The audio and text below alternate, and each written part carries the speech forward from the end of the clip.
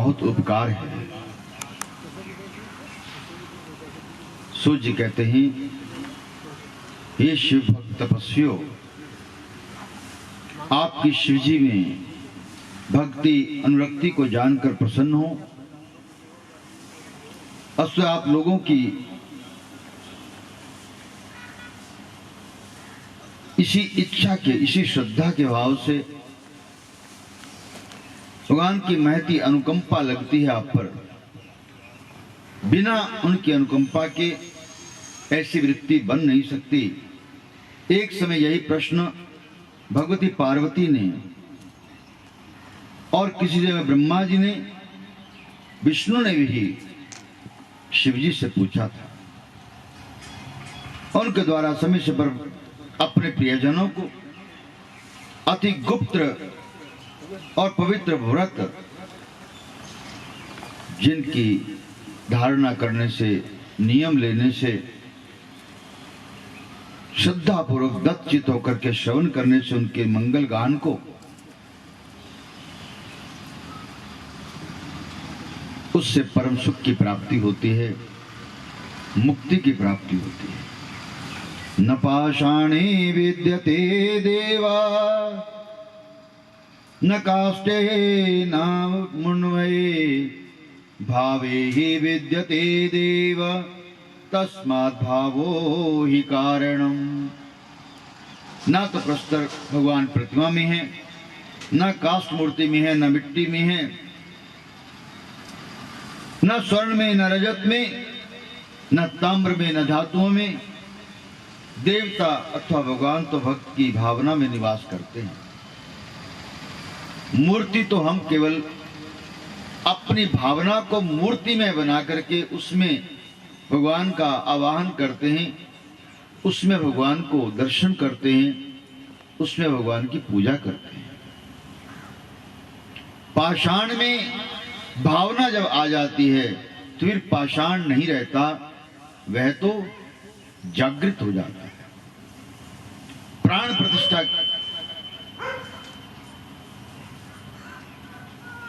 जब कराते हैं हम किसी विग्रह की, तो प्राण प्रतिष्ठा क्या है? भाव से अपने भावों को उनमें उपस्थित करना ही प्राण प्रतिष्ठा है। जड़ वस्तु में भगवान की भावना कर लेना तो वह जड़ जड़ नहीं रहता, फिर वह चेतन हो जाता है। भगवान को प्रसन्न करने के अनेक साधन हैं, अनेक अनुष्ठान हैं, सबका अपना महत्व है, सभी उत्तम हैं। व्रत से बढ़ के उत्तम और सरल उपाय और कोई नहीं है। व्रत क्या है? नियम लेना। आज प्राण प्रतिष्ठा कराते हैं, अनेकों विद्वानों को बुला करके मंत्रोच्चार करके भगवान की प्रतिष्ठा कराई जाती है, लेकिन जिन्हें बुलाया जाता है उनमें भावना स्वयं में ही नहीं, वो भाव युक्त है ही नहीं, भाव विहीन है।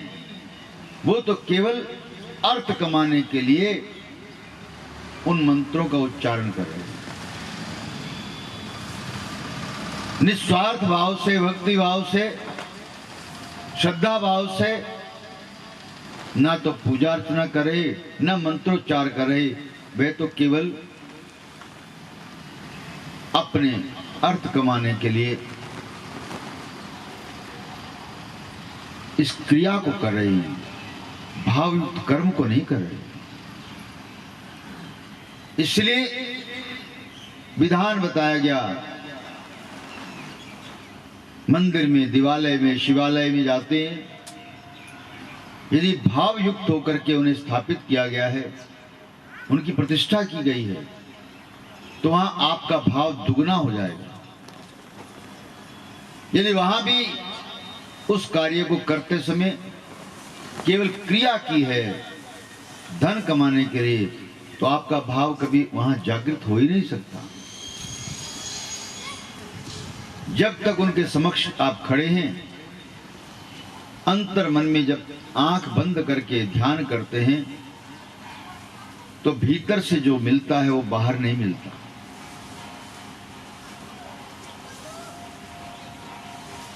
तन, मन और आत्मा पवित्र तन हो, पवित्र मन हो, आत्मा तो पवित्र सदा ही है, अपने इष्ट देव के समीप पहुंचा देते हैं। उसे उपासक क्या है? उप कहते समीप, आसक कहते बैठने वाला। जो भगवान के समीप बैठता है उसे ही उपासक कहते हैं। हे विप्रो, इस तथ्य पर इसलिए बल दे रहा हूं, भावना के बिना किया हुआ कोई भी कर्म फलीभूत नहीं होता। व्रत की महिमा के संबंध में श्रुति वाक्य है, व्रतेन दीक्षामाप्नोति व्रतेन फलमश्नुते। व्रत में साधक तत्व ज्ञान को और अपने अभिष्ट फल को सहज में ही प्राप्त कर लेता है। शिव जी को प्रसन्न करने, उनसे भोग और मोक्ष प्राप्त करने के अनेक व्रतों में मुख्य 10 व्रत हैं। जाबाल श्रुति के विद्वानों ने 10 व्रत कौन से बताए हैं? वो शैव व्रत कौन से हैं? प्रत्येक मास में पड़ने वाले 10 व्रत हैं। शुक्ल और कृष्ण पक्ष की अष्टमी, एकादशी, चतुर्दशी और अमावस्या। शैव विद्वानों के अनुसार 4 व्रत विशेष महत्वपूर्ण हैं। प्रतिदिन भगवान शिव का आराधन करें, रुद्र मंत्रों का जाप करें, शिव मंदिर में निवास और काशी में देह त्याग, जो यह नियम लेकर चलता है और इन 10 व्रतों को करता है, वह अंतोगत्वा शैव हो जाता है, शिव का ही अंग बन जाता है, उनका ही स्वरूप हो जाता है। हम ना तो बदलना चाहते हैं अपने आप को, ना भावना को जगाते हैं। इच्छा भावना की हो तभी प्रतिफल मिलता है। यदि सोमवार को अष्टमी आ जाए, कृष्ण पक्ष की चतुर्दशी पड़ जाए, तो उस दिन उपवास करके शिव पूजन करना चाहिए, अभिष्ट फल की प्राप्ति होती है। सभी व्रतों में उपवास करना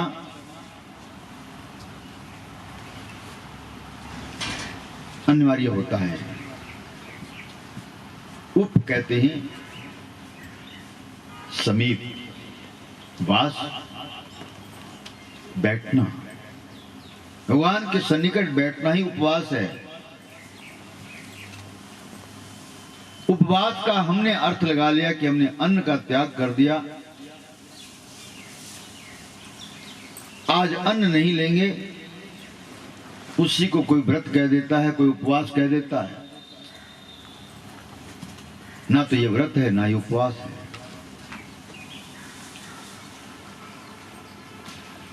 व्रत है नियम धारण करना। जिस दिन व्रत का संकल्प करें, ज्यादा से ज्यादा समय भगवान की आराधना में, पूजा में, भगवान के समक्ष बैठ करके स्तुति गान में लगाएं। व्रत का गान ना करें, यह गुप्त होना चाहिए। वैसे तो चारों बहुत प्राचीन समय से चारों कर्म गुप्त रखे जाते हैं। भोजन, भजन, खजाना, नारी, ये सब पर्दे के अधिकारी।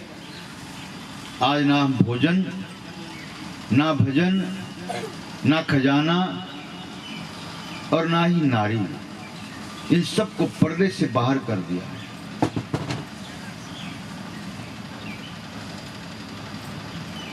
इंद्रिय संयम का अर्थ है मन का उपराम होना।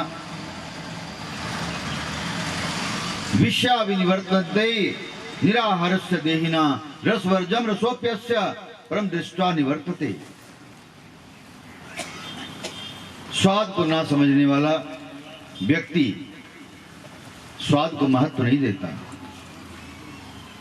लोग उसे स्वादिष्ट पदार्थ भले ही दे दें, परंतु जैसे कहते कि गधा क्या जाने, गुलकंद को गधे को खिला दो तो वह प्रसन्न नहीं होता।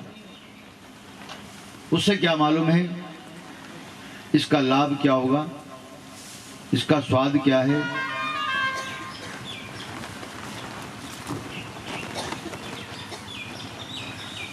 भगवान शिव का प्रतिदिन आराधना करना, रुद्र मंत्रों का जाप करना, शिव मंदिर के बीच में निवास करना, निवास कर रहे वहां जाके स्तुति गान करनी है, भगवत आराधना करते उनके मंत्रों का जाप करना है।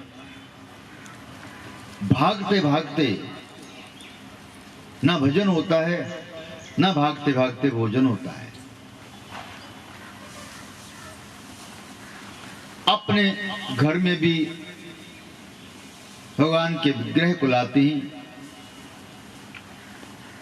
भोग लगाते कैसे हैं, थाली में लाए, भागते भागते रसोई में से आए, थाली रख के रखी, ताली बजाई और थाली उठा के चले गए। समय नहीं है, रसोई में और बहुत काम करने हैं, एक ही काम थोड़ा ना है, हम काम निपटाते हैं। ये काम नहीं है, सेवा है। सेवा में शुद्धा भाव जब तक नहीं होगा, सेवा सेवा नहीं रहती। भगवान के श्री चरणों में बैठ करके नमन करें, भोजन भगवान के समक्ष रखें तो हाथ जोड़कर निवेदन भी करें। त्वदीय वस्तु गोविंदा तुभ्यमेव समर्पित, ग्रहण पुरुषम भूत्वा प्रसीदः परमेश्वरः। सरल भी कर सकते हैं, भगवान आपका दिया हुआ है, आपका ही आपको समर्पित कर रहे हैं, कृपया इसे ग्रहण करें। भोजन कम से कम आधी घड़ी तक थाल भगवान के समक्ष रखा रहना चाहिए। 24 मिनट की घड़ी होती है, 12 मिनट कम से कम भोजन भगवान के सामने रखा होना चाहिए। और 3 घंटे जिस भोजन को बने हो जाए वो उच्चिष्ट हो जाता है, फिर भगवान को वह निवेदित नहीं किया जाता, किसी अतिथि को नहीं दिया जाता, किसी संत को भेंट नहीं किया जाता। हम तो भगवान के समक्ष कुछ भी डाल के रख देते कि भगवान को भोग लगा रहे हैं। सभी चीजों का भोग भगवान को नहीं लगता। भगवान की कथा में यदि हमारा भाव जुड़ जाएगा जिस दिन, उस दिन हम प्रतिज्ञा कर लेंगे, जो भगवान को भोग नहीं लग सकता उसका भक्षण भी नहीं करेंगे।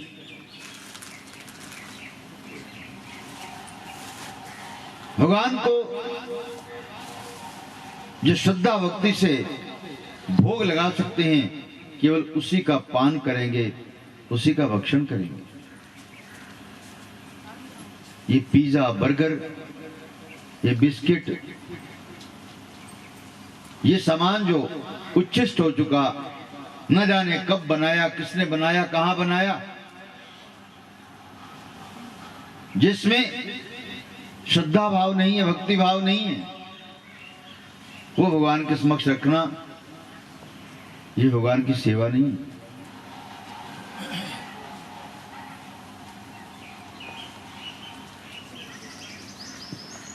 जल का पात्र भी रखें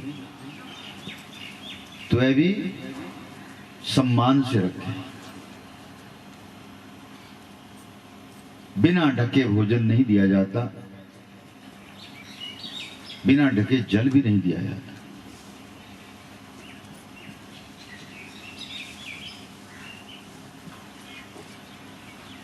व्रत का संकल्प करने से पूर्व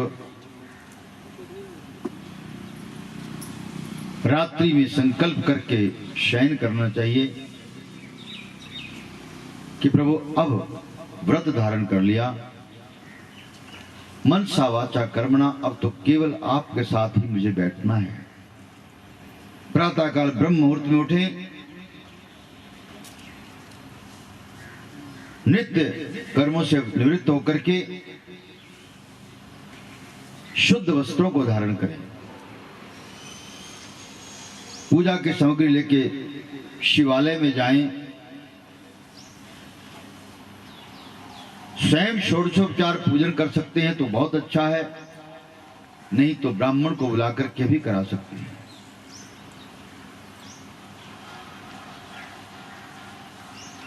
भगवान का आराधना, स्तुति गान, नृत्य, गीत, वाद्य, जयकारा और शिव स्तोत्रों का पाठ, ये सब उपासना है, भगवान की पूजा है।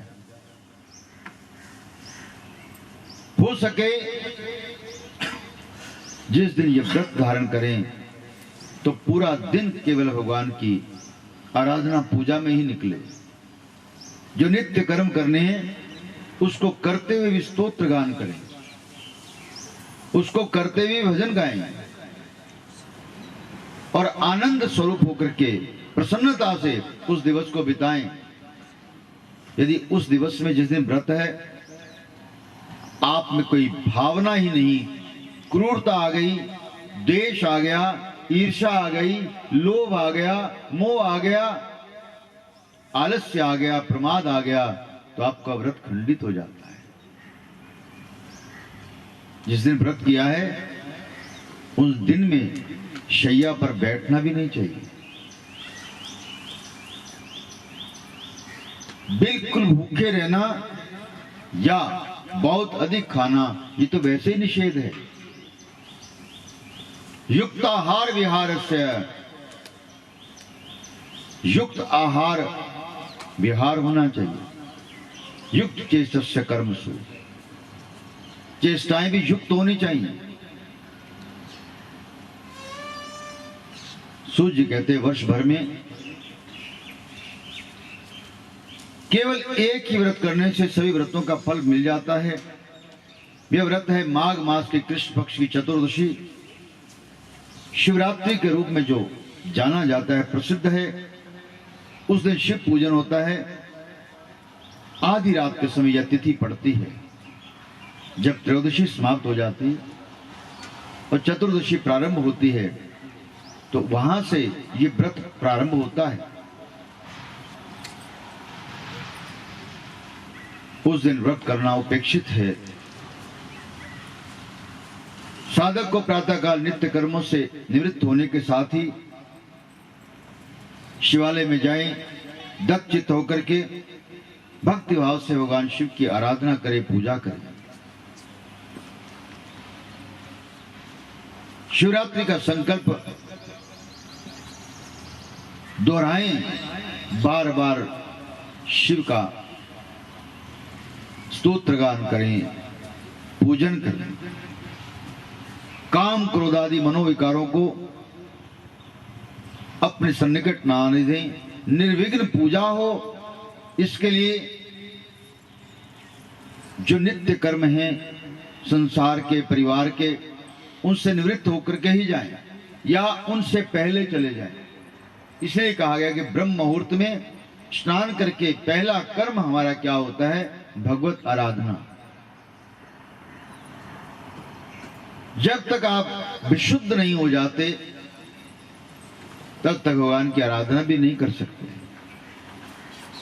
शुद्ध शरीर हो, शुद्ध मन हो और शुद्ध आत्मा हो।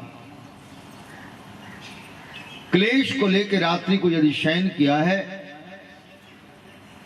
प्रातःकाल उसका प्रभाव तो रहेगा। इसी रात्रि को सोने से 2 घंटे पहले सब क्रियाकलापों से अपने आप को मुक्त करके भगवत नाम उच्चारण करते हुए, ध्यान करते हुए, ना कुछ हो सके तो केवल ओमकार का जाप करते करते शयन करें, मन शांत हो जाएगा, खाली हो जाएगा, विशुद्ध हो जाएगा।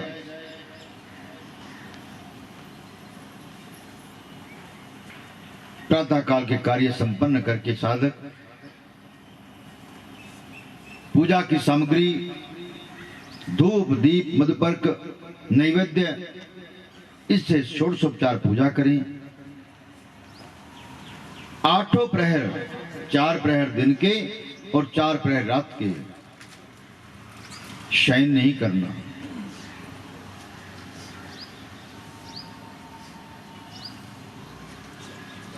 पार्थिव शिवलिंग बनाएं,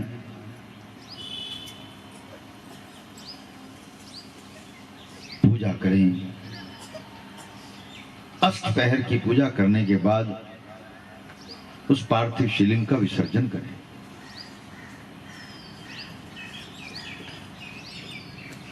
निर्विघ्न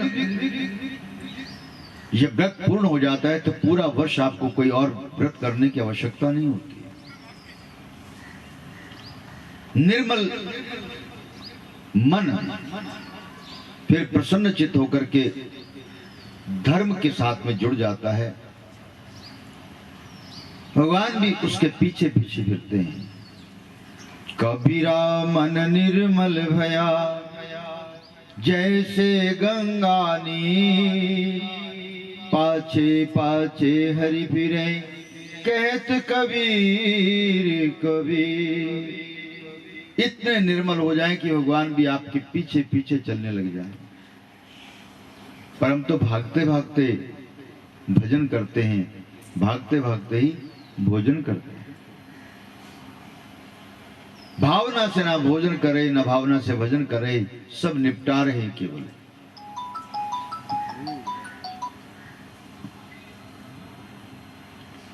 संतुष्टो भवभावाद्य कृपां कुरु ममोपरि। अपने आप को संतुष्ट कैसे करेंगे? सर्व प्रकार से विशुद्ध होने के बाद में उपासना में जाएं।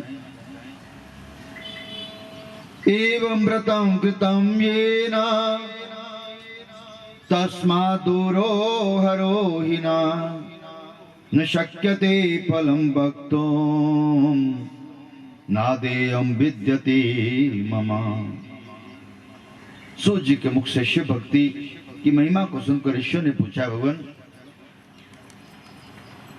इस व्रत को पहले किसने किया, ऐसे बताने की कृपा करें। अनजाने में इस व्रत का अमित फल पाने वाले एक निषाद का आख्यान सुनाते हैं। गुरु ध्रुव नामक एक क्रूर स्वभाव के वनवासी भील का परिवार बहुत बड़ा था। सदैव निकृष्ट कार्यों को करता, पशुओं का वध करता, दूसरों का सामान चुराता, लूट मार हत्या, यही उसका कर्म था। एक बार संयोगवश वह भील शिवरात्रि के दिन अपने परिजनों, माता पिता, अपनी पत्नी, पुत्र के लिए भोजन ना जुटा सका। पूरा दिन भूखा रहा। परिजनों की भूख मिटाने के भाव से गुरु ध्रुव व्याध अपना धनुष बाण लेकर शिकार की खोज में निकल पड़ा। पूरा दिन भटकता रहा, आज कोई शिकार नहीं मिला। संध्या हो गई, विचार करता है खाली हाथ जाऊंगा, मुझे खाली हाथ देख करके हो सकता है कि प्राण त्याग दें। अभी तो उनको आशा है कि अब आएगा, अब आएगा, अब आएगा।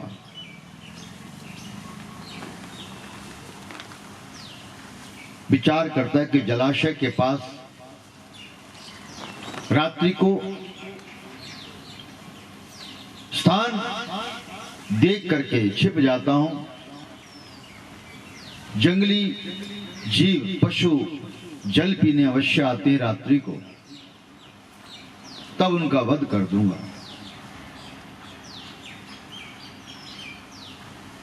परिजनों के लिए भोजन की व्यवस्था करनी है। जलाशय के पास में एक बेल का वृक्ष है, वह उसकी शाखा पर चढ़ के बैठ गया, धनुष बाण लेकर के संधान करके, चूकना नहीं चाहता। अर्धरात्रि होने वाली है, चौकड़ी भरती हुई हिरनी आई। जल पीने से पहले उन्हें चारों ओर अवलोकन किया, उसे दिखा कि धनुष बाण लेके बैठा व्याध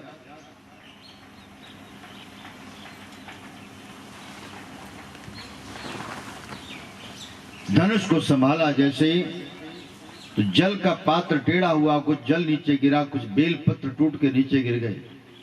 जहां जल गिरा वहां पाषाण शिवलिंग धरती में समाये थे।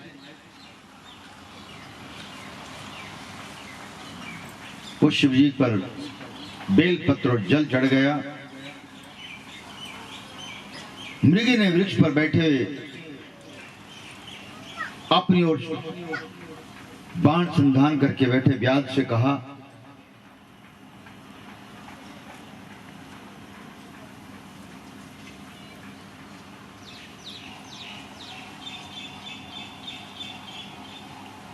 आप बाण मारना जरूर,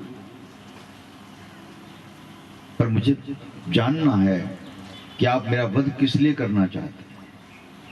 कहते मेरे माता पिता, मेरे बच्चे भूखे बैठे हैं, उनके लिए मैं आपका वध करके लेके जाऊंगा तो उनका भक्षण कराऊंगा। उनके ठीक है, मैं आपका भोजन बनने के लिए तैयार हूं, पर मेरे भी बच्चे हैं। मैं एक बार जाके अपने बच्चों को अपनी बहन को सौंप के आ जाऊं ताकि उनकी रक्षा वो कर सके। ऐसा ना हो मैं तुम्हारे बच्चों के, तुम्हारे माता पिता की जीवन को रखने के लिए अपने प्राण भी दे दूं और उधर मेरे बच्चों के प्राण भी चले जाएं।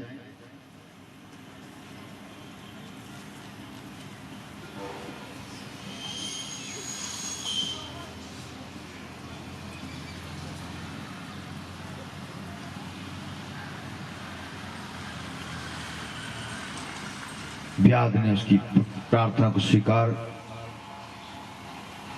न करते जब फिर संधान किया, आर्तवाणी में मृगी पुनः निवेदन करते हैं, ब्राह्मणो वेद विक्रेता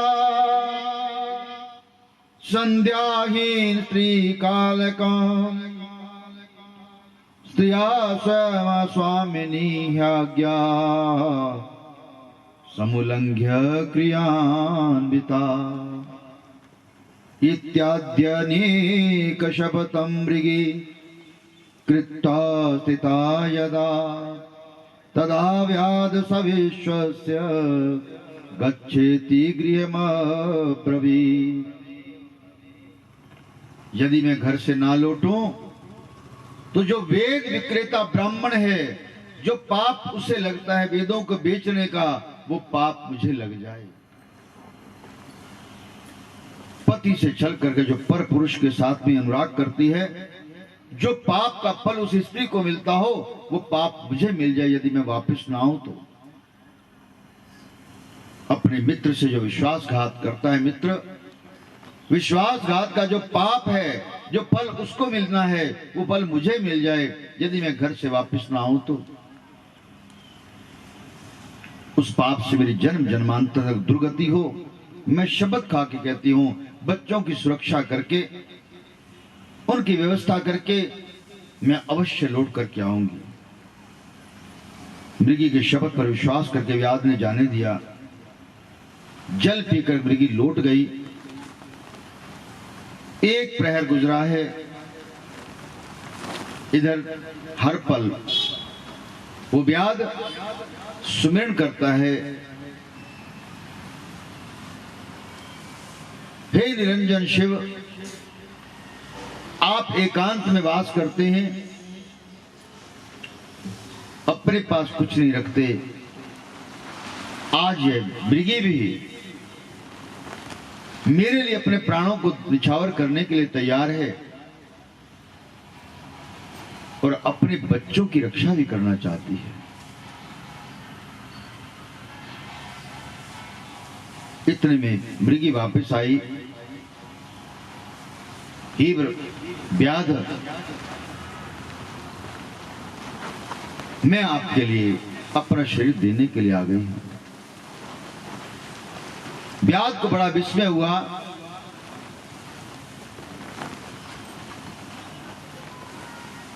कि मृगी स्वतः अपने प्राण देकर के मेरी इच्छाओं की पूर्ति करने के लिए वापस आ गई। शिव कृपा से उसके भीतर का पाप धुल गया। मानुष्यम जन्म संप्राप्य साधितम की महाधुना परकीयम च संपीड्य शरीरम पोषितम मया। मैं मनुष्य तन पा करके भी अपने शरीर के पोषण करने के लिए, अपने परिवार के शरीर के पोषण करने के लिए दूसरों के प्राण हरण करता, और एक मृगी पशु होकर के भी अपने प्राणों को न्यौछावर करने के लिए स्वतः ही आ गई। मन में से पाप समाप्त हो गया। हे मृगी, अब मैं तुम्हारा वध नहीं करूंगा। मनुष्य को सबसे उत्तम कहा जाता है, और मैं निकृष्ट कर्म कर रहा। पशुओं को निकृष्ट कहा जाता है, आप तो उत्तम कर्म कर दिया, न्यौछावर कर दिया अपने आप को। इस सब के करते करते फिर जल गिरा, फिर बेलपत्र गिरे, भगवान प्रकट हो गए वहां।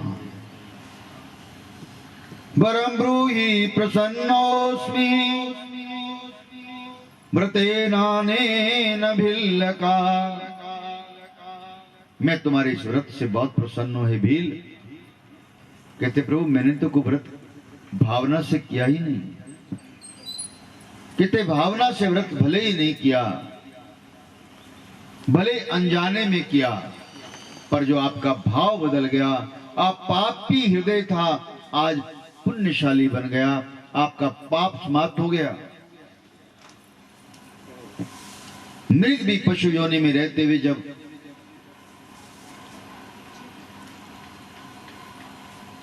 अपने आप को समर्पण कर सकता है, तो क्या मैं मानव होकर समर्पण नहीं कर सकता? मैं उत्तम योनि में आने के बाद भी दूसरे निरीह प्राणियों का वध करूं? आज मुझे आभास हो गया है, अब तक पाप कर्म किए हैं, अब ये पाप कर्म नहीं करूंगा। आपकी कृपा से जो मिलेगा वह पाऊंगा, नहीं मिलेगा तो शरीर त्याग कर दूंगा, परंतु ये पाप नहीं करूंगा, मैं किसी का वध नहीं करूंगा।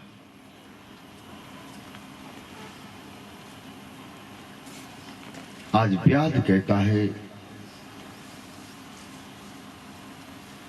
सबके संकट दूर करेंगे, कर देंगे खुशहाली। सबके संकट दूर करेंगे, कर देंगे खुशहाली। बजाओ शिव के नाम की ताली, बजाओ बजाओ शिव के नाम की ताली, बजाओ शिव के नाम की ताली। सबके संकट दूर करेंगे, कर देंगे खुशहाली। बजाओ नाम की ताली, बजाओ शिव के नाम की ताली, बजाओ शिव के नाम की ताली, बजाओ शिव के नाम की ताली।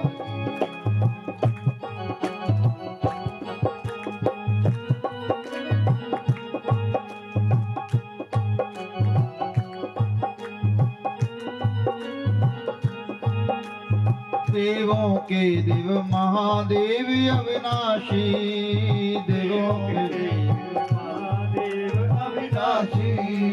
भोलेनाथ घर घर के वासी, भोलेनाथ घर घर के वासी। जीवन में खुशियाँ भर देंगे, जीवन में खुशियाँ भर देंगे, जीवन में खुशियाँ भर देंगे, जीवन में खुशियाँ भर देंगे। जिसने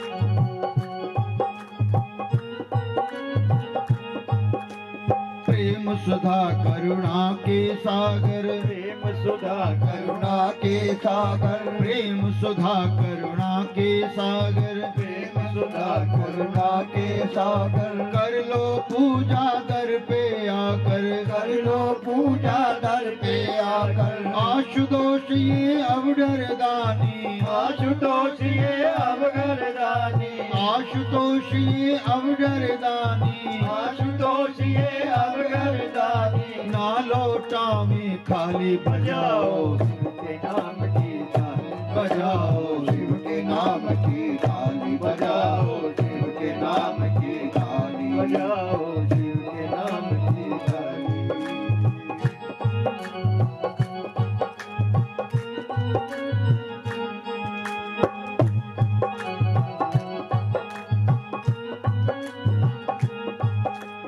एक नजर कृपा की करती, एक नजर कृपा की करती, एक नजर कृपा की करती, एक नजर कृपा की करती। भक्तों की बिगड़ी हर लेती, भक्तों की बिगड़ी हर लेती। शक्तिमान शक्ति मिल करके, शक्तिमान शक्ति मिल करके, शक्तिमान शक्ति मिल करके, शक्तिमान शक्ति मिल करके। सबकी विपदा टाली बजाओ शिव के नाम की ताली बजाओ शिव के नाम की ताली बजाओ, शिव के नाम की ताली बजाओ, शिव के नाम की ताली।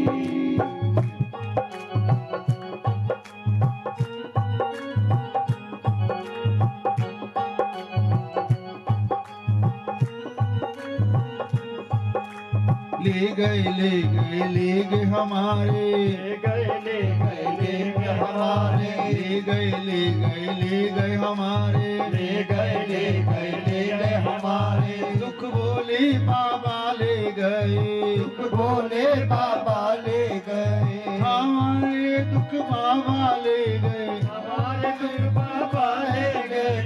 सबके संकट दूर करेंगे, कर देंगे खुशहाली बजाओ शिव के नाम की ताली बजाओ, शिव के नाम की ताली बजाओ, शिव के नाम की ताली बजाओ, शिव के नाम की ताली।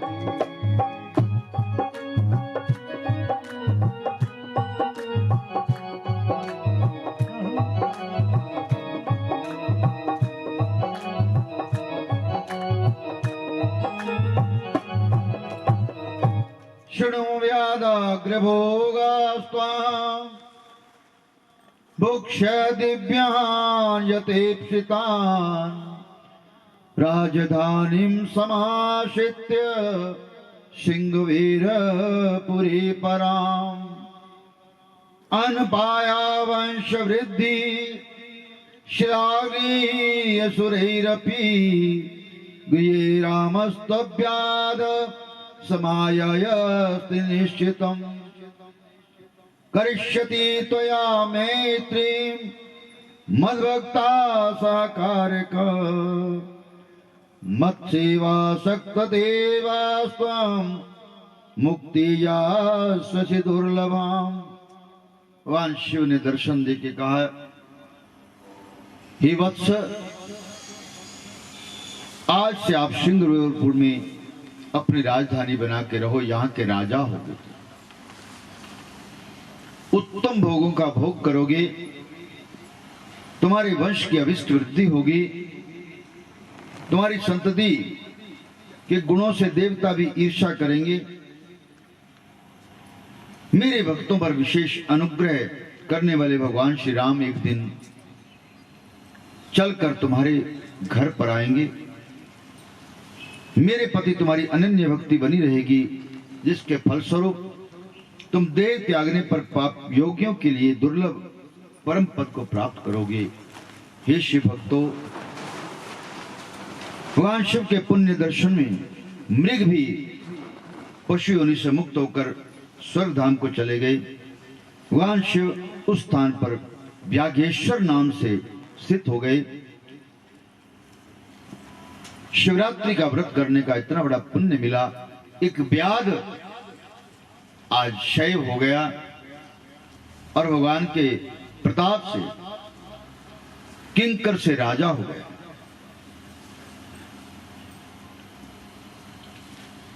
हमें अपने आप पर विश्वास तो नहीं होता, परंतु ईश्वर के वचनों पर विश्वास अवश्य करना चाहिए।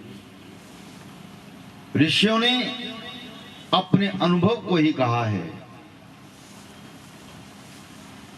मन वांछित फल देने की क्रियाओं को बताया, जप तप का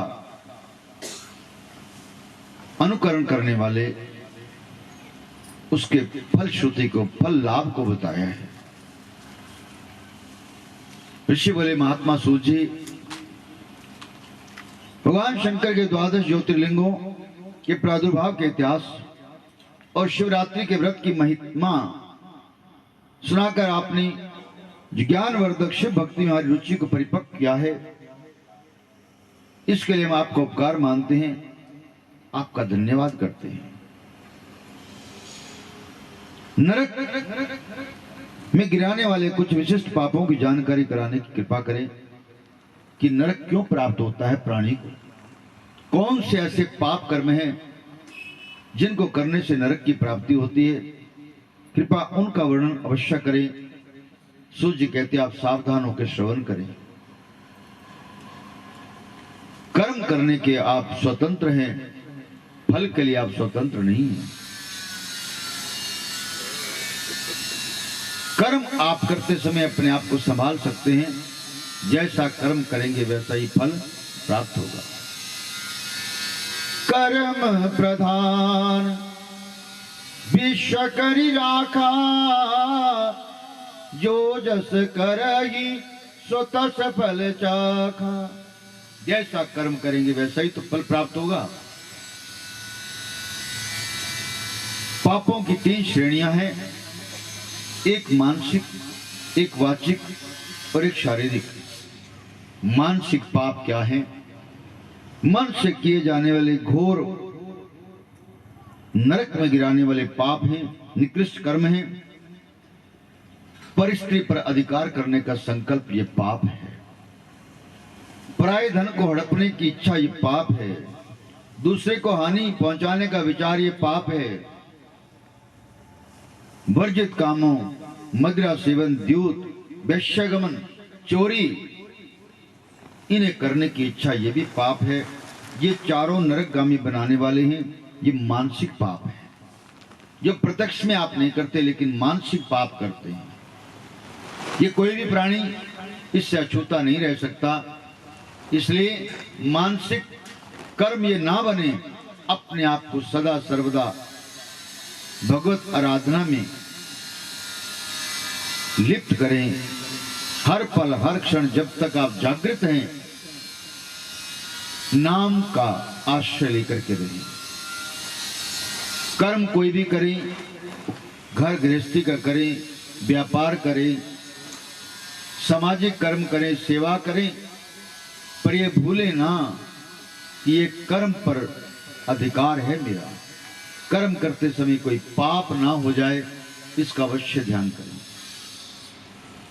वाचिक पाप है, वाणी से किया हुआ पाप, ये भी पाप कर्म है।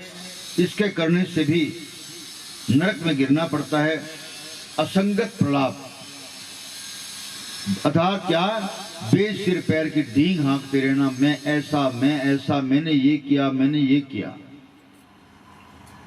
यदि आपके कर्म से कोई प्रेरणा पा सकता है तो आप प्रेरक कर्म को अवश्य दूसरे को बताएं कि आपने कैसे उन्नति की।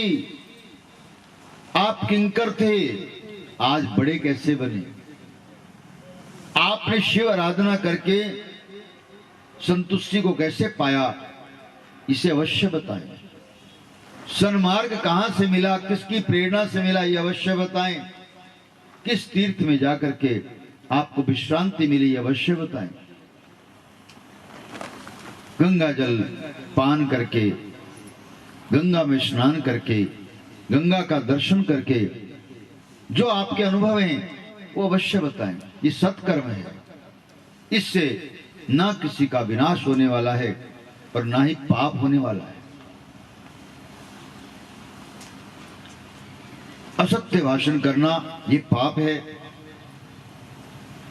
अप्रिय भाषण करना भी पाप है, और चुगली करना भी पाप है।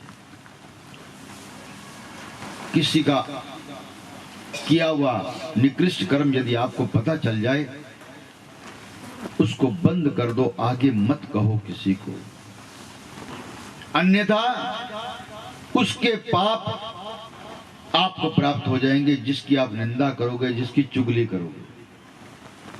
आपका विश्वास समाप्त हो जाएगा संसार में।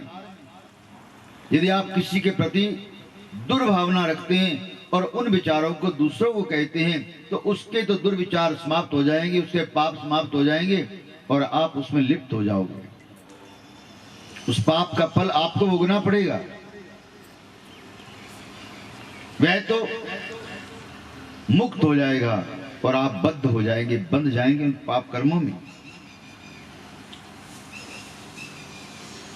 किसी ने किसी के विरुद्ध कोई बात कही, किसी के लिए अपशब्द कहे, उसे वहीं समाप्त कर दो,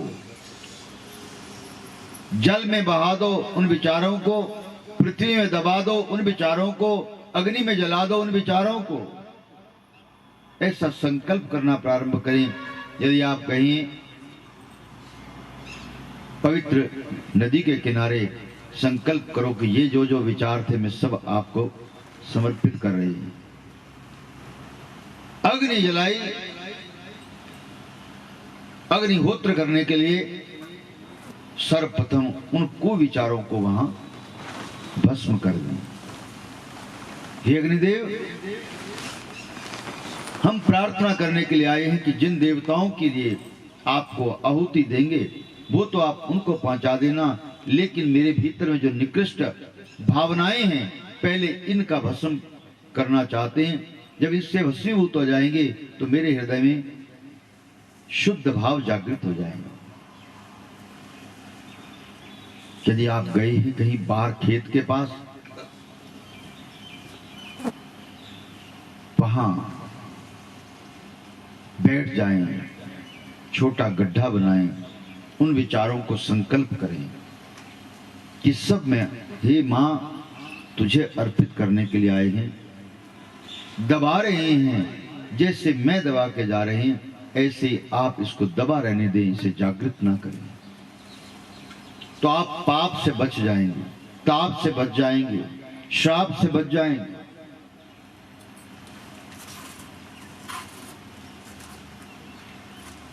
कुछ लोगों को स्वभाव होता है एक की चर्चा दूसरे को करने की, दूसरे की तीसरे को करने की। वो आपस में उलझ जाते हैं, बिगड़ जाते हैं, दुर्भाव आ जाता है।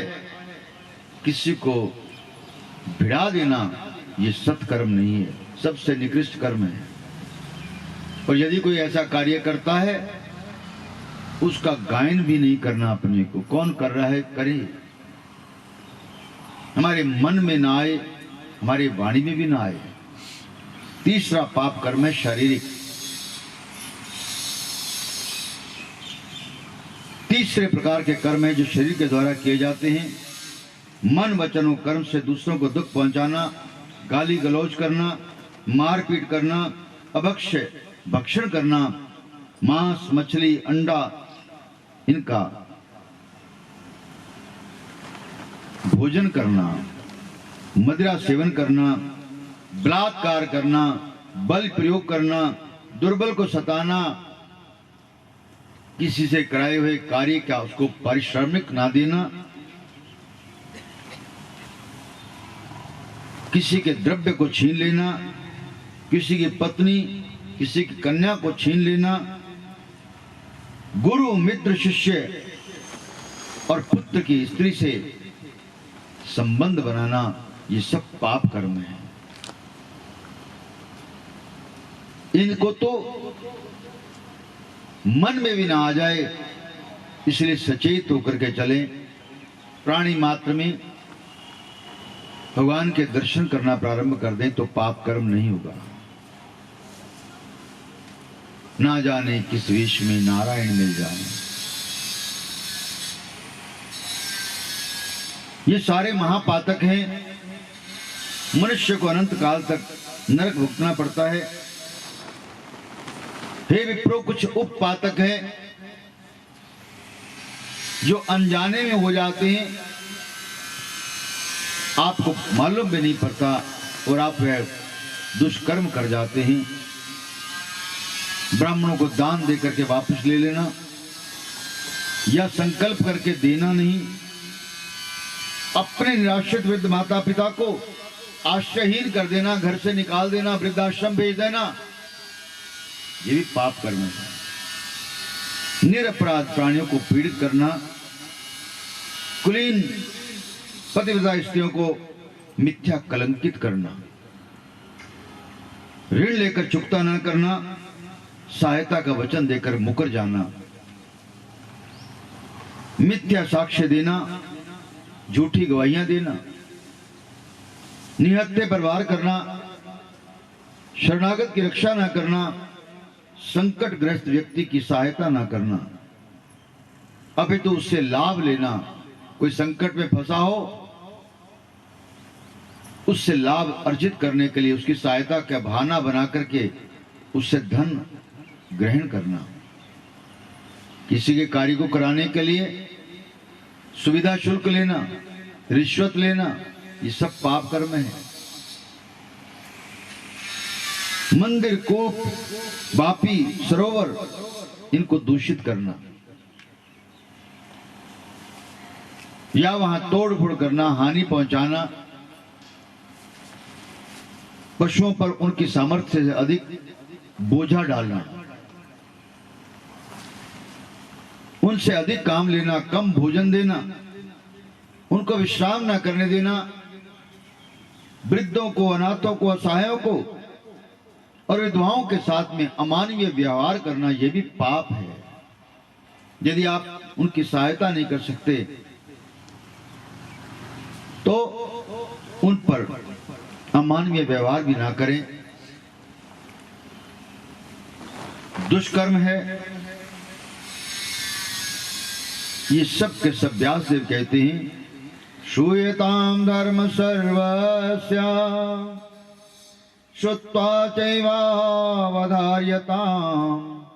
आत्मना प्रतिकूलानि परेषां च समाचरेत्। शरशय्या पर पड़े भीष्म पितामह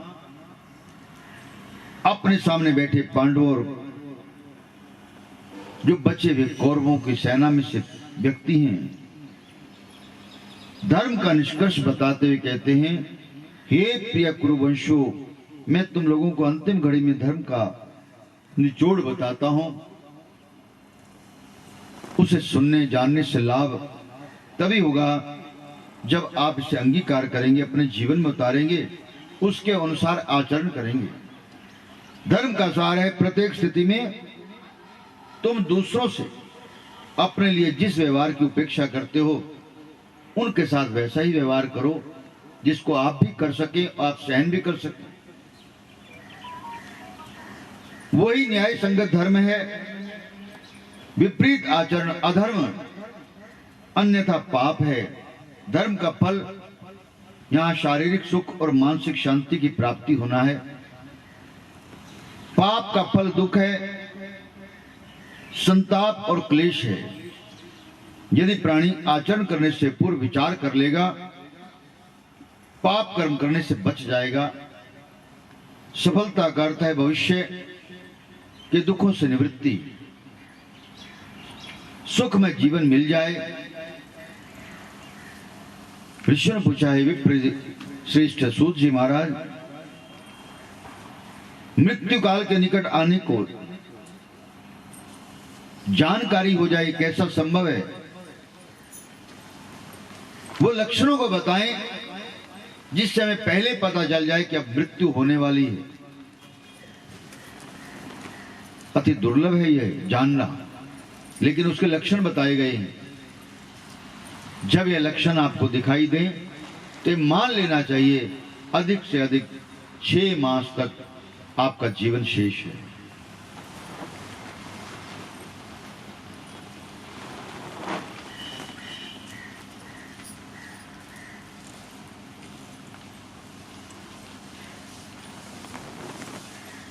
श्री राम जय जय राम, श्री राम जय जय राम, श्री राम जय जय राम, श्री राम जय जय राम, श्री राम जय जय राम, श्री राम जय जय राम, श्री राम जय जय राम, श्री राम जय जय राम। सूर्य कहते हैं विप्रो, जो प्रश्न आपने किया है यही प्रश्न पार्वती ने भगवान शिव से किया था। भगवान शिव ने जो उनको उत्तर दिया है, जो लक्षण बताए हैं, वो लक्षण मैं आपको बताता हूं। लोक कल्याण की इच्छा से तुमने उत्तम प्रश्न किया। मृत्यु पहले जब लक्षण प्रकट हो जाते हैं, विवेकशील और आत्म कल्याण के इच्छुक व्यक्ति को चाहिए इनमें से एक या एक से अधिक लक्षण के प्रकट होते ही सांसारिक विषय वासना पर कर्मों से उपरत होकर के आत्मानुसंधान करें, परमात्मा का चिंतन करें, उसी में प्रवृत्त हो जाएं। अंतमति सो गति, अंत में जो मति है, जो बुद्धि है, जिसके साथ जुड़ जाती है वही गति प्राप्त होती है। अंत काल में मेरा स्मरण करता हुआ शरीर त्यागने वाला परम पद का अधिकारी हो जाता है। भगवान ने अर्जुन को भी यही उपदेश दिया। अंत काले च मामेव स्मरण मुक्त्वा कलेवरम, अंत काल में मेरा स्मरण करता हुआ जो कलेवर का त्याग करता है वो मुझे ही प्राप्त होता है। अंत काल में कोई धन का स्मरण करता हुआ जाता है तो उसे सर्प योनि मिलती है, और सर्प की आयु बहुत बड़ी होती है, 10,000 वर्ष तक की आयु होती है। 1,000 प्रजातियां हैं सर्पों की। जो संतान का चिंतन करता हुआ इस संसार से शरीर त्याग करता है, उसे सुअर ही बनना पड़ता है। सुअर की बहुत संतान होती है एक ही बार में। जो भोगों का चिंतन करता हुआ जाता है उसे श्वान की योनि मिलती है, कुत्ता बनना पड़ता है, दर दर पर ठोकरे खाना पड़ता है।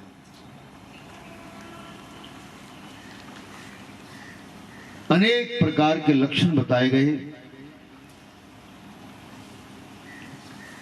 इस शरीर को त्याग करने के बाद क्या होगा?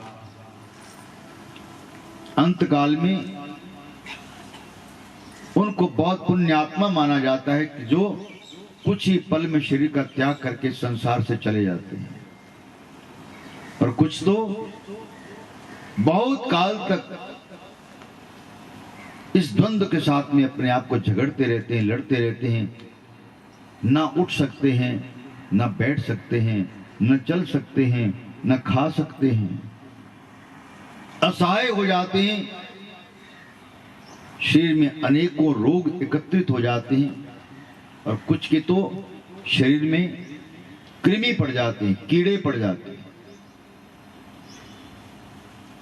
गलने लग जाता है शरीर, लेकिन प्राण नहीं जाते। उनकी मति भी जुड़ी रहती है।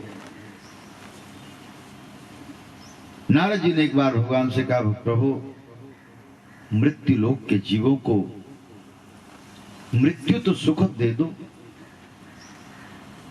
वे आपकी बहुत पूजा अर्चना करते हैं,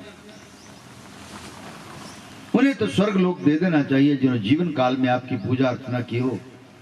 भगवान कहते हैं, नारद पूजा अर्चना जो आप कह रहे हो वो करते हैं, लेकिन सुखों को प्राप्त करने के लिए, सुविधाओं को लेने के लिए मुक्ति का उपाय नहीं करते। कहते नहीं भगवान, मैं विचरण करता हूं, देखता हूं मृत्यु लोक में बहुत सत्संग कथाएं होती हैं, तीर्थ यात्रा करते हैं, दान करते हैं, धर्म करते हैं, हवन करते हैं, यज्ञ करते हैं। जप करते हैं, पूजा करते हैं। नारद, जिनको आप उचित समझो सबको ले आओ, मैं सबको पुण्य लोक में वास दे दूंगा। नारद जी धरा पर आए, विचरण कर रहे, भैया चलो तुम्हें स्वर्ग लोक ले चलें। टेढ़ी दृष्टि से सब देखते हैं, कौन हो? कि नारद। तो जाओ अपना काम करो, हमने कहा तुम्हें स्वर्ग जाने के लिए। भैया तुम पाठ पूजा कर रहे, गायन कर रहे, प्रार्थना कर रहे, तो आपको तो जाना ही चाहिए। कोई तैयार नहीं हुआ। और कोई कहता है कि देखो हम गरीब आदमी हैं, अपने परिवार का पालन पोषण करते हैं, बस यही पूजा है हमारी। स्वर्ग में ये सब बाल बच्चे, ये सामान, ये सुविधाएं मिलेंगी? नहीं मिलेंगी। हम इस स्वर्ग में नहीं जाना। यहां तो हम सुबह से लेकर शाम तक पति पत्नी 24 घंटे में 24 बार तो लड़ पड़ते हैं। कभी वो मुझे डांट देती है, कभी मैं डांट देता हूं, और कुछ तो कहते मेरे सिर पर चढ़ के कूदती है। परंतु जाना नहीं चाहते, स्वर्ग में कोई नहीं जाना चाहता। फिर जाके देखा एक साहूकार, अनंत सुख सुविधाएं हैं जिनके पास में, नौकर चाकर हैं, घर परिवार है, महल नुमा घर है। सेठ जी, आपने सत्कर्म किए जिसका फल आपके पास ये सभी पदार्थ हैं, सब सुविधाएं हैं, सब सुख हैं, चलो आपको स्वर्ग ले चलो। कहते नारद जी, इच्छा तो मेरी भी स्वर्ग जाने की है, पर अभी तो मैंने अपने बालक की शादी की है, पोते का मुख देख लो फिर चलूंगा। ठीक है। फिर से जब आए, पोता हो गया, पूछा सेठ जी चलेंगे? अभी पोता बहुत छोटा है, थोड़ा संभल जाए फिर चलूंगा। नारद जी गए, फिर वापस आए, पूछा सेठ जी थे यहां पर? सेठ जी सिधार गए। अच्छा, जगह तो कहीं होंगे नहीं, इधर उधर देखा तो एक श्वान बैठा है द्वार पर। पूछा सेठ जी, आपको कहा था स्वर्ग चलो, यहाँ श्वान बने बैठे हो। कहते नारद जी आपको क्या मालूम, ये नई नवेली बहुएं जो है ना, अपने टीवी में मस्त रहती, घर की चौकीदारी कौन करेगा, मैं तो यहाँ बैठा हूं। ये धन अर्जन किया था, ये भवन बनाए थे, महल बनाए थे, सामान बनाया था, ये तो अपने पलंग से उतरना भी नहीं चाहती। ये जब संभल जाएंगी तब चलूंगा। नारद फिर चले गए, फिर आए, देखा आज श्वान भी नहीं है। पूछा यहाँ एक आपके यहाँ श्वान था? भगवान वो तो सिधार गए। देखते कि सेठ जी तो अभी भी गए नहीं होंगे, यहीं कहीं होंगे। देखा नाली का कीड़ा बने बैठे थे, जो घर का मल जहां से निकल रहा है उस मल के पास में विराजमान है। नारद जी ने कहा सेठ जी चले? कहते नारद जी चला तो जाऊं स्वर्ग में, पर जो ये नाली के बीच में जो मुझे सुख मिल रहा है ना, ये वहां मिलेगा? कहते वहां दुर्गंध नहीं मिलती, वहां सुगंध मिलती है। कहते जब ये चीज वहां मिलेगी नहीं तो मैं जाऊं क्यों, आपका काम है, आप जाओ। हाँ, नारायण के पास नारद जी पहुंचे। नारद कितने लोगों को लेके आए? क्या भगवान एक भी नहीं? क्या आप तो कहते सब स्वर्ग में आना चाहते हैं? मुझे ऐसा लगता था कि स्वर्ग की चाह है सब में, परंतु नहीं, ये संसार में डूबे हुए लोग उसी कलह में, उसी क्लेश में, उसी कीचड़ में फंसे रहना चाहते हैं, उससे बाहर आना नहीं चाहते। वहीं पर रहेंगे, वहीं पर सहेंगे, परंतु उससे बाहर आना नहीं चाहते। और कुछ की मति तो जुड़ जाती है कि जब तक ये प्रबंध ना हो जाए तब तक प्राण नहीं निकलते। एक नगर सेठ के बहुत जानकार होते, सारा नगर उनके लिए खड़ा हो जाता है जब वो निकलते हैं। नगर सेठ के 4 पुत्र हैं, धन वैभव बहुत है, प्राण निकल नहीं रहे।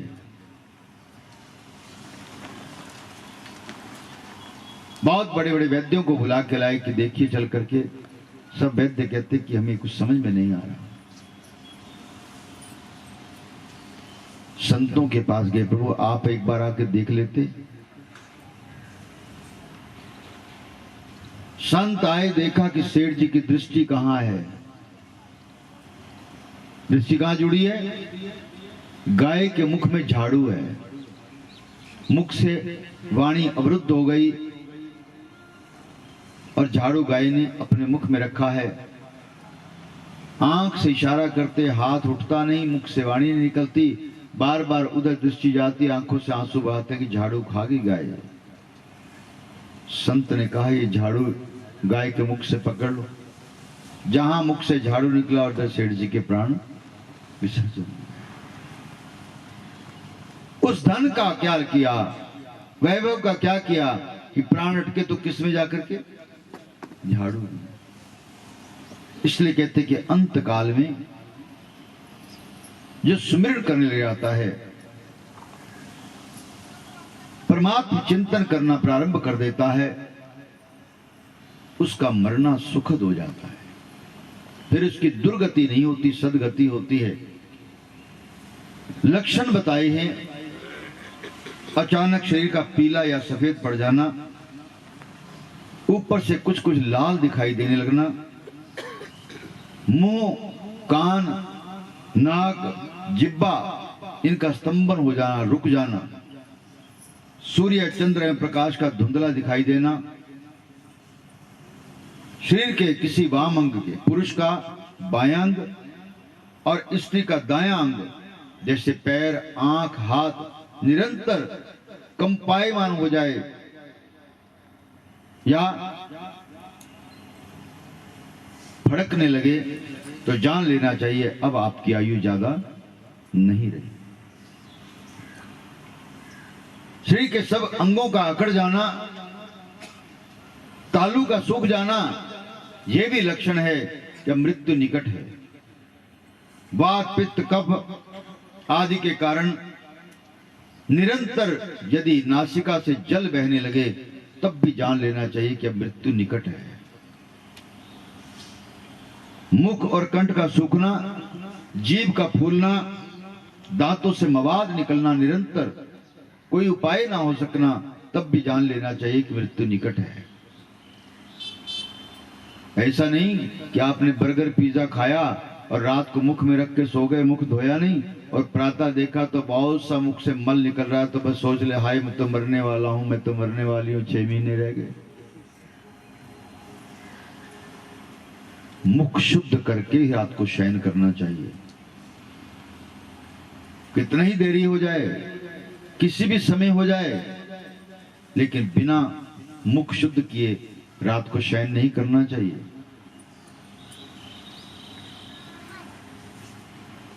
जल, तेल और घी इनमें भी अपना स्वरूप दिखाई देता है, जैसे दर्पण में दिखाई देता है। इन सब में यदि आपका स्वरूप दिखाई नहीं दे रहा, न दर्पण में, न जल में, न घी में, न तेल में, तो जान लो बस अब तैयारी है जाने की। अब दर्प का त्याग कर दे, दर्पण में देखने की आवश्यकता ही ना पड़े। दिया बुझने लगे तो उसकी गंध ना आए, अपनी छाया दिखाई ना दे, या अपनी छाया दिखाई दे लेकिन उसमें सिर दिखाई ना दे, शीश दिखाई ना दे, केवल धड़ दिखाई दे, तब भी जान लेना चाहिए कि मृत्यु निकट है। कुछ बाहरी लक्षण हैं जहां से आभास हो जाता है चंद्रमंडल, सूर्य मंडल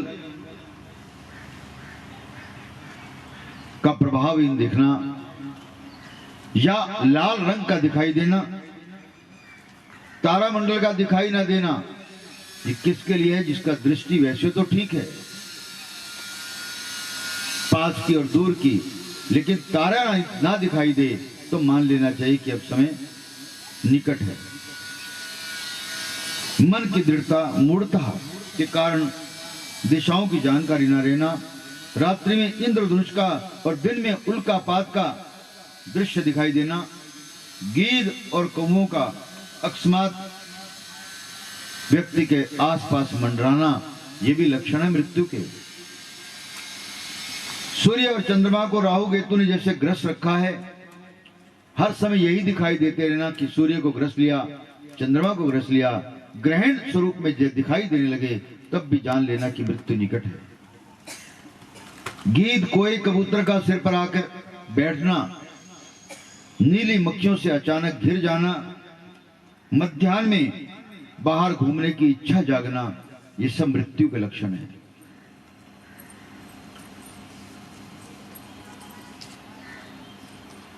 ओम नमः शिवाय, ओम नमः शिवाय, हरे हरे भोले नमः शिवाय, नमः शिवाय, ओम नमः शिवाय, हरे हरे भोले नमः शिवाय, नमः शिवाय, ओम नमः शिवाय, हरे हरे भोले नमः शिवाय, नमः शिवाय, ओम नमः शिवाय, हरे हरे भोले नमः शिवाय, नमः शिवाय, ओम नमः शिवाय, हरे हरे भोले नमः शिवाय, नमः शिवाय, ओम नमः शिवाय, हरे हरे भोले नमः शिवाय। भगवान शंकर कहते हैं, पार्वती, इन आंतरिक और बाह्य लक्षणों से जान लेना चाहिए कि मृत्यु का कितना समय शेष रह गया है। 1 से लेकर 6 माह तक का ही समय है इसमें। ये नहीं कि लक्षण दिखाई दिया, आपने सोच लिया 6 महीने तो हैं, अभी क्या करना है, मौज उड़ा लें, पिज्जा बर्गर खा लें।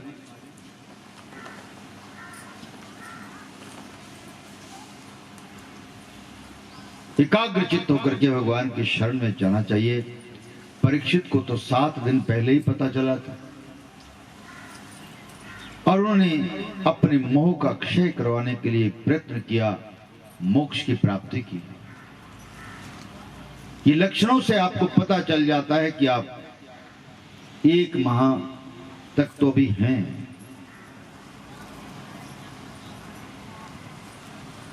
पार्वती कहती है, देवादिदेव आप सर्वशक्तिमान हैं। मैंने ऐसा सुना है कि एक समय आपने काल को भी दग्ध कर दिया था, किंतु सृष्टि का अत्यधिक वृद्धि को नियंत्रण करने को देवों को प्रार्थना पर उसे पुनर्जीवित कर दिया था। भगवान कहते हैं, प्राणियों द्वारा काल पर विजय पाई जा सकती है यदि कोई संयम करके चले, तो वो उपाय है। काल तो देवों, दानवों, यक्ष, गंधर्वों, नागों आदि के लिए सर्वथा अजय है। मनुष्य के लिए उस पर विजय पाना संभव नहीं है। वस्तुतः पंचभूतों से निर्मित इस शरीर का पंचभूतों में लय होना ही है, किंतु फिर भी ध्यान परायण योगी काल को अपने पास भटकने नहीं देते। ब्रह्मचर्येण तपसा देवा मृत्युमुपाग्नता। विद्वान और आचरणवान योगी ब्रह्मचर्य और तप की शक्ति से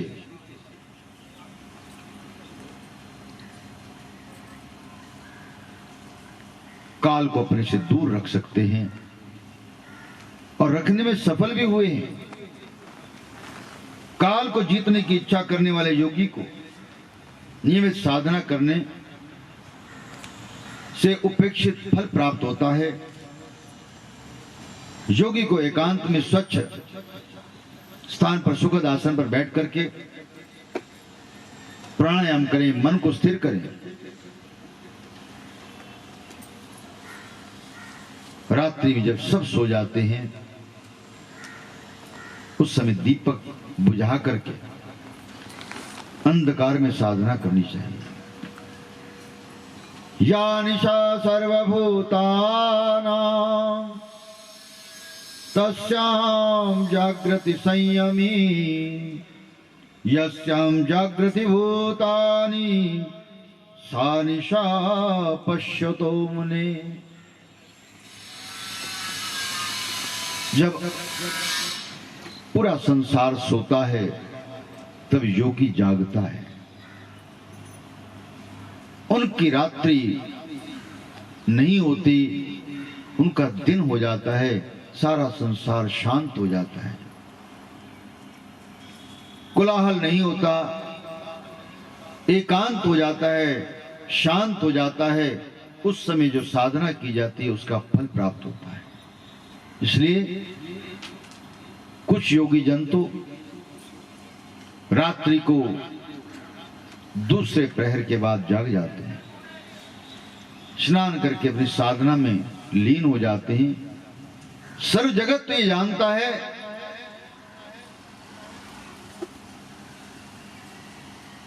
कि सब सो गए, लेकिन वह सोते नहीं, वे तो उस समय बैठ करके भजन करते हैं, साधना करते हैं।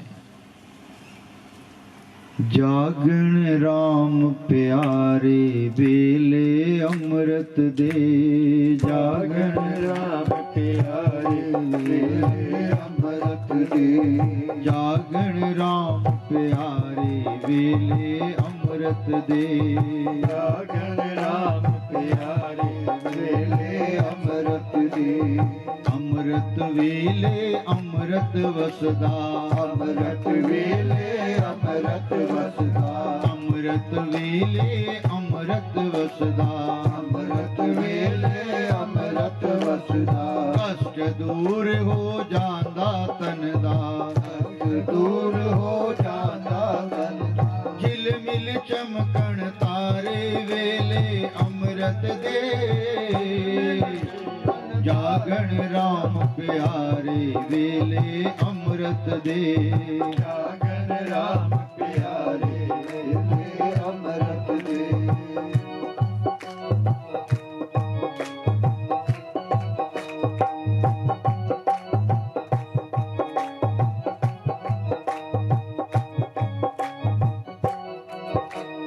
अमृत वेला बड़ा सुहाना, अमृत वेला बड़ा सुहाना, अमृत वेला बड़ा सुहाना, अमृत वेला बड़ा सुहाना, चुपचाप हो जाए जमाना, चुपचाप हो जाए जमाना, जेड़ा ध्यान लगावे वेले अमृत दे, जागण राम प्यारे वेले अमृत दे, जागण राम प्यारे वेले अमृत दे, जागण राम प्यारे वेले अमृत दे, जागण राम प्यारे वेले अमृत दे।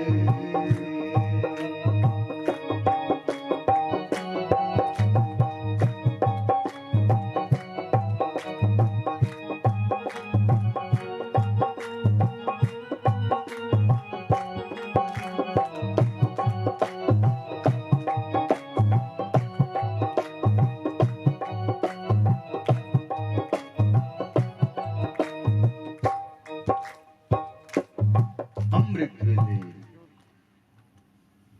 इसलिए कहा गया है कि जब संसार शयन करता है, एकांत हो जाता है, उस समय अमृत बेला कहा गया है। ना कोई पाप कर्म हो रहा है, ना कोई दुष्कर्म हो रहा है, ना कोई चिंता है, ना कोई चिंतन है। सब मग्न होकर के शयन कर रहे हैं। या निशा सर्वभूतानाम। जब प्राणी मात्र शयन करता है तो योगी जन उठ करके बैठ जाते हैं। वो योगी केवल वही नहीं है जिन्होंने घर का त्याग कर दिया, संसार का त्याग कर दिया, वही योगी नहीं। योगी तो गृहस्थ में भी हो सकते हैं। तीन तरह के ही लोग हैं, एक है योगी, एक है भोगी और एक है रोगी। जन्म लेता है जीव तो योगी ही होता है, उल्टा लटका होता है मूत्र के कुंड में, साधक बन करके प्रार्थना करता है, प्रभु एक बार इस कष्ट से मुक्ति दे दो, मैं केवल आपका ही चिंतन करूंगा, आपका ही सुमिरन करूंगा, आपके साथ ही संबंध रखूंगा। लेकिन जैसे संसार में आता है, लिप्त होता है, भोग दिखाई देते हैं, भोगों में लिप्त हो जाता है, जिससे कोई राह मिल जाती है, कोई अच्छा संग मिल जाता है, तबे जान लेता है भोगा ना भुगता वही में भुगता। भोग कभी समाप्त नहीं होंगे, भोगने वाला ही समाप्त हो जाएगा। तो यदि कोई ज्यादा भोगों में लिप्त हो जाता है तो वह रोगी हो जाता है, और भोगों से विरक्त हो जाता है तो वह पुनः योगी हो जाता है। अपने हाथ में है कर्म करना, हम कौन सा कर्म कर रहे हैं, क्या बनना चाह रहे हैं और क्या बन गए हैं। सुखद आसन पर बैठकर योगी लोग प्राणायाम करते हैं, तर्जनी उंगली से दोनों कानों को बंद करके 2 घड़ी तक नमः शिवाय का जाप करते हैं। कभी करके देखना। तर्जनी उंगली से कर्णपुटों को बंद करके और भीतर में जाप से प्रारंभ करें, एक असीम सुख की प्राप्ति होती है। सबसे पहले लोग कहते हैं कि कैसे पता चले कि हमारा ध्यान लगना प्रारंभ हो गया, हमारा चित्त एकाग्र हो गया। आज लक्षण श्रवण करें। जो ऐसे निरंतर जाप करता है, कुछ दिनों तक अशांत चित्त शांत हो जाता है। अग्नि प्रेरित, जैसे अग्नि प्रज्वलित होती है और अग्नि का एक स्वर होता है, वो सुनाई देने लगे तो आपका एक सुंदर मन जुड़ना प्रारंभ हो गया है, ऐसा जान लेना चाहिए। रात्रि भोजन जैसे तत्काल पच जाता है उसे, योगी को अजीर्ण नहीं होता, आलस्य नहीं आता, निद्रा नहीं आती, उसकी तंद्रा नहीं लगती, वह उपद्रवों के शिकार से बच जाता है। हम तो कथा में आते हैं, एक घड़ी अभी होती नहीं और तब तक हमारी तंद्रा लग जाती है, समाधि चले जाती है। कुछ लोग तो झूला बन जाते हैं, बैठते ही चित्त शांत हुआ। क्यों? यहाँ का वातावरण ऐसा हो जाता है, जहाँ कथा होती है, जहाँ भजन गाए जाते हैं, स्वतः ही सबकी ओर से ऐसा चिंतन होता है जिससे अशांत मन भी शांत हो जाता है। अन्य अन्य संभावित इंद्रियां भी अपने आप सिकुड़ जाती हैं, उपद्रवों का शिकार नहीं होता। ना मन कहीं दौड़ता है, ना आंख कहीं जाती है, ना किसी की सुगंध आती है, ना किसी की दुर्गंध आती है। कथा में बैठ करके भी जो क्रियाशील रहते हैं, कोई उंगली चटका रहा है, कोई बाल नोच रहा है,